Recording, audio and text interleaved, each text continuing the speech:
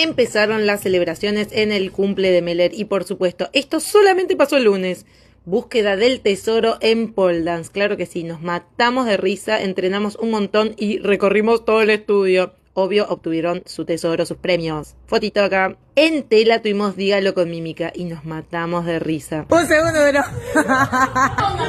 Por supuesto que no faltó el trabajo en equipo y el entrenamiento duro.